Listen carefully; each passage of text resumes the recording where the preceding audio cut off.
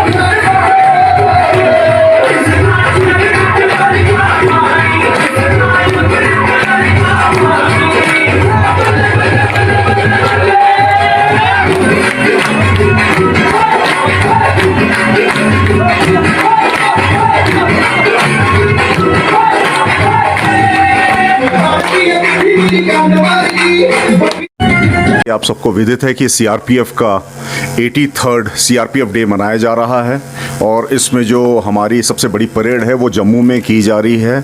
हमारे honourable home minister Shri Amit Shah द्वारा उसमें चीफ गेस्ट की शिद्दत की गई है और इसी तर्ज पे आज हमने यहाँ पर सीआरपीएफ रेजिंग डे मनाया है। आप सभी ने देखा, इसमें कल्चर प्रोग्राम किया गया था।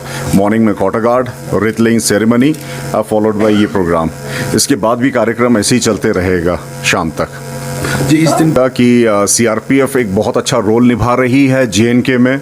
सीआरपीएफ ने बहुत बढ़िया भाईचारा प्रतीत किया हुआ है और उम्मीद है कि इसी तरह से हम लोग सीआरपीएफ और जो आम जनता यहाँ की उसके बीच में ऐसे भाईचारा बरकरार।